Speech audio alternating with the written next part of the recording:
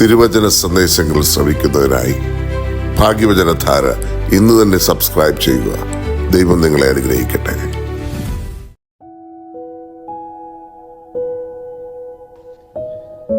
ദൈവ തിരുനാമത്തിന് മഹത്വമുണ്ടായിരിക്കട്ടെ. ഭാഗ്യവചനധാര ശുശ്രൂഷയിലേക്ക് ഏവർക്കും സ്വാഗതം. രക്ഷയുടെ സുവിശേഷം ഭൂമിയുടെ അതിർത്തിയോളം ഇനിയും പ്രഘോഷിക്കപ്പെട്ടിട്ടില്ല. രക്ഷകനായ യേശുവിനെ അറിയാത്ത, അവിടുത്തെ സത്വാർത്ത ശ്രവിക്കാത്ത എത്രമാത്രം മനുഷ്യമക്കൾ ഭൂമുഖത്തുണ്ട്. ഇന്നലകളുടെ ആകുലതകളും ഇന്നിൻ്റെ വെല്ലുവിളികളും നാളെയുടെ ആശങ്കകളുമായി കഴിയുന്ന മനുഷ്യമക്കൾ, ആത്മീയവും ശാരീരികവും മാനസികമായ സംഘർഷങ്ങളുടെയും സാമൂഹിക തിന്മകളുടെയും മുഖം വഹിക്കുന്ന ദൈവമക്കൾ, യേശുവിൽ സമ്പൂർണ്ണ വിമോചനവും സമഗ്ര വികസനവും കണ്ടെത്താൻ അവരെ സഹായിക്കുക. സുവിശേഷ മൂല്യങ്ങളാൽ ലോകത്തെ നവീകരിക്കുക. ഇതാണ് സഭയുടെ പ്രധാന ദൗത്യം. ഈ ദൗത്യത്തെ ഒറ്റ വാക്കിൽ നമുക്ക് ഒതുക്കാം: സുവിശേഷവൽക്കരണം. പ്രിയമുള്ളവരെ, യേശു ക്രിസ്തു ഇന്ന് നൊമ്പരപ്പെടുകയാണ്.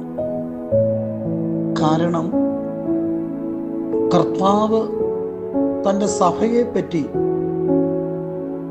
സഭയുടെ നിയോഗത്തെപ്പറ്റി കർത്താവിനൊരു ധാരണയുണ്ട്. എന്നാൽ സഭാമക്കളായ നമുക്ക് ആ ധാരണയിൽ പിശക് പറ്റിയിരിക്കുന്നു. സുവിശേഷം പ്രഘോഷിക്കാൻ നാം വിളിക്കപ്പെട്ടവരും നിയോഗിക്കപ്പെട്ടവരെന്നുള്ള ചിന്ത നമ്മുടെ മനോമുഖരത്തിൽ നിന്ന് മാറിപ്പോയിരിക്കുന്നു. ലക്ഷ്യം തെറ്റിയുള്ള യാത്ര. പ്രിയമുള്ളവരെ, അനുഭവിച്ചറിഞ്ഞ രക്ഷയുടെ സദ്വാർത്തയെ നമുക്ക് പ്രഘോഷിക്കാൻ കഴിയും. ആദ്യം മുതൽ ഉണ്ടായിരുന്നതും ഞങ്ങൾ കേട്ടതും സ്വന്തം കണ്ണുകൊണ്ട് കണ്ടതും സൂക്ഷിച്ച് വീക്ഷിച്ചതുമായ, കൈകൊണ്ട് സ്പർശിച്ചതുമായ ജീവന്റെ വചനത്തെപ്പറ്റി ഞങ്ങൾ അറിയിക്കുന്നുവെന്ന് 1 യോഹന്നാൻ 1-ാം അധ്യായം 1-ാം വാക്യത്തിൽ വിശുദ്ധ യോഹന്നാൻ ശ്ലീഹ യാഥാർത്ഥ്യം വെളിപ്പെടുത്തുന്നുണ്ട്. ക്രിസ്താനുഭവത്തിനായി പ്രാർത്ഥന അരൂപിയോടെ വിശുദ്ധ ഗ്രന്ഥം നാം നിരന്തരം വായിക്കണം. നാം വായിക്കുന്ന വചനങ്ങൾ നമ്മെ നിരന്തരം മുറിവേൽപ്പിക്കണം. അപ്പോൾ അവ ഗ്രഹിക്കുവാൻ തക്കവിധം നമ്മുടെ മനസ്സിനെ അവിടുന്ന് പ്രകാശിപ്പിക്കും. ലൂക്കോസിന്റെ സുവിശേഷം 24:25 അത് നാം കാണുന്നുണ്ട്.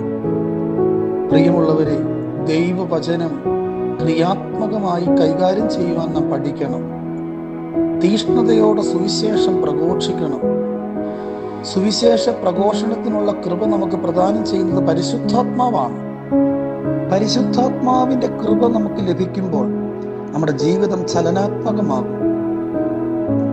പരിശുദ്ധാത്മപൂരിതമായ ദൈവവചന പ്രഘോഷണം അനേകരുടെ ഹൃദയത്തിൽ ക്രിസ്തു ഉയർത്തെഴുന്നേൽക്കുവാൻ ജീവന്റെ വചനം മുഖാന്തരമാകും. വചനം കൊണ്ട് എന്ന പോലെ ജീവിതം കൊണ്ട് നാം സുവിശേഷം പ്രഘോഷിക്കണം. വചന പ്രഘോഷണത്തെക്കാൾ ലോകത്തെ ആകർഷിക്കുന്നത് ജീവിത സാക്ഷ്യമാണ്. നമ്മുടെ ജീവിതം മറ്റുള്ളവരുടെ മുമ്പാകെ ക്രിസ്തുവിനെ സാക്ഷിക്കുന്നതായി തീരണം. സുവിശേഷ പ്രഘോഷണവും കൗദാശിക ജീവിതവും പരസ്പര പൂരകങ്ങളായ യാഥാർത്ഥ്യങ്ങളാണ്. പ്രിയമുള്ളവരെ, നാം ദൈവവചനത്തിന്റെ പരികർമ്മികളും വെളിച്ചത്തിന്റെ ശുശ്രൂഷകരുമാണെന്നുള്ള ബോധ്യം നാം മറന്നുപോകരുത്. സുവിശേഷവൽക്കരണത്തിന് ഒരു സാമൂഹിക മാനം കൂടിയുണ്ട്. അത് അവഗണിക്കാൻ നിർവാഹമില്ല. ക്രിസ്തു നൽകിയ രക്ഷ സമഗ്ര രക്ഷയാണ്. സുവിശേഷവൽക്കരണത്തിന് 2 തലങ്ങളുണ്ട്: പൊതു സുവിശേഷീകരണവും പുനർസുവിശേഷവൽക്കരണവും. ഇതുവരെ സുവിശേഷം ശ്രവിക്കാത്തവരുള്ള വചനപ്രഘോഷണമാണ് പൊതു സുവിശേഷവൽക്കരണം. എന്നാൽ പുനർസുവിശേഷവൽക്കരണം സുവിശേഷവൽക്കരിക്കപ്പെട്ടവരുടെ സുവിശേഷ ചൈതന്യം ആഴപ്പെടുത്തുന്നതാണ്. ഇവ രണ്ടും ഒന്നുപോലെ പ്രാധാന്യം ഉൾക്കൊള്ളുന്നു. ഇവാഞ്ചലൈസർ എന്ന തത്വത്തിൽ ഉറച്ചു നിന്നുകൊണ്ട് അർപ്പണബുദ്ധിയോടെ ആത്മദാഹത്തോടെ ക്രിസ്തുവിൻ്റെ വചനങ്ങളെ പരിസരങ്ങളിലേക്ക് പകരുവാൻ ദൈവാത്മാവ് നമ്മെ രൂപാന്തരപ്പെടുത്തുമാറാകട്ടെ.